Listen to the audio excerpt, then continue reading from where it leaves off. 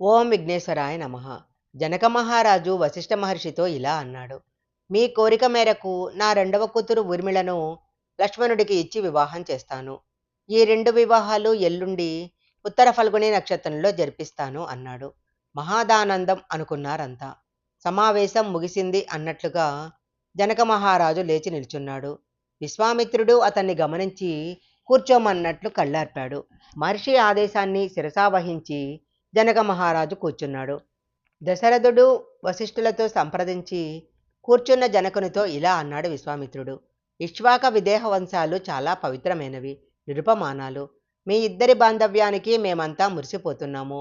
ఈ సందర్భంగా మరొక విజ్ఞప్తి అన్నాడు.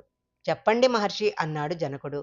శౌర్య ధైర్య రూప గుణ సంపదలలో దశరథ తనయులు నలుగురు సమానులే.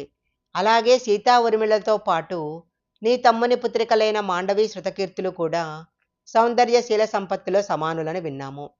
వారిద్దరినీ వరుసగా భరత శత్రుఘ్నులకు ఇచ్చి వివాహం జరిపిస్తే బాగుంటుందని మా ఉద్దేశము. దయతో మా విజ్ఞప్తిని అంగీకరిస్తే ఆనందిస్తాము అన్నాడు. సమాధానం కోసము తమ్ముణ్ణి చూశాడు జనకుడు. నీ మాటే నా మాట అన్నట్లు అన్నగారి చేతులు పట్టుకున్నాడు కుశధ్వజుడు. అందుకు ఎంతో సంతోషించాడు జనకుడు. మహర్షి, మీ విజ్ఞప్తిని ఆనందంగా స్వీకరిస్తున్నాము. ఎల్లుండే 4 కళ్యాణాలు నిర్వహిస్తాను అన్నాడు జనకుడు. లేచి నిలుచున్నాడు. వశిష్ఠ విశ్వామిత్రాది ఋషిశ్రేష్ఠులను చూసి చేతులు జోడించి జనకుడు నమస్కరించాడు. మహర్షులారా, మా 3 రాజ్యాలను మీ పాదపీఠాలుగా స్వీకరించండి. ఈ శుభకార్యాలను దగ్గరుండి మీరే నిర్వర్తించండి ప్రార్థించాడు.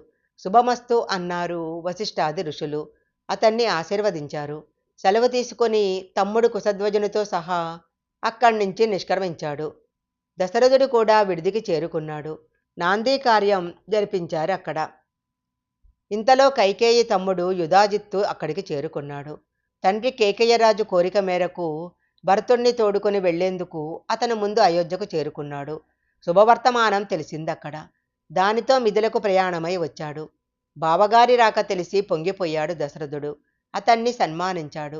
పెళ్లి చూసి వెళ్ళమని వేడుకున్నాడు. సరేనని ఉత్సాహంగా పాల్గొన్నాడు యుధాజిత్తు. ఆ రాత్రి గడిచింది. తెల్లవారింది.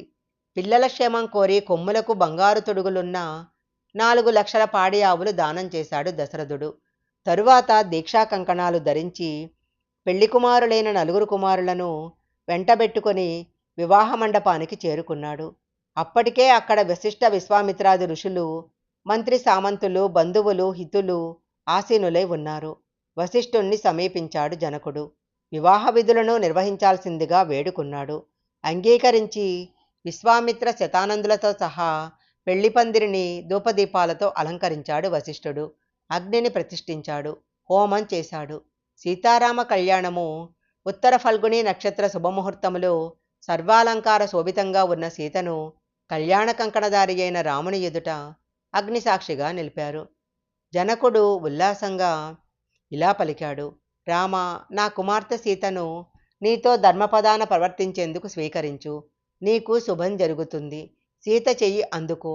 పరమ పుణ్యాత్మురాలు, పతివ్రత అయిన మా సీత సదా నిన్ను నీడలా అనుసరిస్తుంది. సీత హస్తాన్ని రాముని చేతికి అందించాడు జనకుడు. మంత్ర పవిత్రాలైన జలాలతో ధారపోశాడు. అలాగే ఊర్మిళను లక్ష్మణునికి, మాండవిని భారతునికి, శృతకీర్తిని శత్రుఘ్నులకు ధారపోశాడు.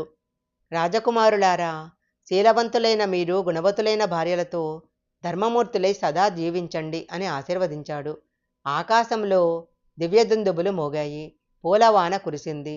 గంధర్వగానాలు వినవచ్చాయి. అప్సరసలు నాక్షాలు కనువిందు చేశాయి. కింద ఋషులు, ఆకాశంలో దేవతలు గుంపులుగా నిలిచి సీతారాములకు ఆశీర్వచనాలు అందజేశారు. దశరథ కుమారులు 4 తమ భార్యలతో సహా అగ్నికి ముమ్మారు ప్రదక్షిణాలు చేశారు. పెద్దలకు పాద నమస్కారాలు చేశారు.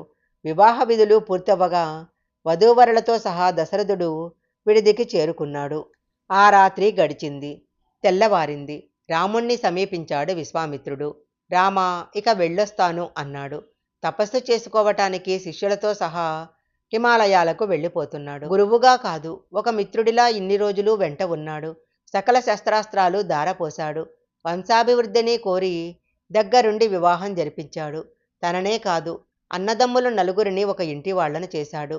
బాధ్యత తీరిపోయిందన్నట్లు వెళ్ళి వస్తా అంటున్నాడు. మాట వరుసకు వెళ్ళి వస్తా అంటున్నాడే కానీ వచ్చే అవకాశం లేదు. మళ్ళీ ఈ మహర్షి తనను కలిసే అవకాశం రాదు అనిపించింది రామునికి. ఎదురుగా నిలుచున్న విశ్వామిత్రుణ్ణి చూసి సన్నగా కళ్ళు చెమర్చుకున్నాడు రాముడు. ఎదురుగా నిలుచున్న విశ్వామిత్రుణ్ణి చూసి కళ్ళు తుడుచుకున్నాడు శ్రీరాముడు. రామా అంటూ ఆప్యాయంగా అతని దగ్గరికి తీసుకున్నాడు విశ్వామిత్రుడు. నీ కంటనీరు నేను చూడలేను అన్నాడు. కొనగోట అతడి కన్నీరు తుడిచాడు.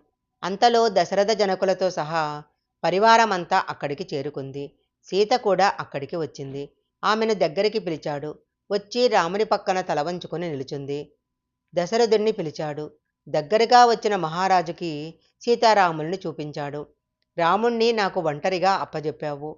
నీకు సీతతో సహా రాముణ్ణి జంటగా అప్పగిస్తున్నాను అని నవ్వాడు. పేరు పేరున అందరి దగ్గర సెలవు తీసుకున్నాడు.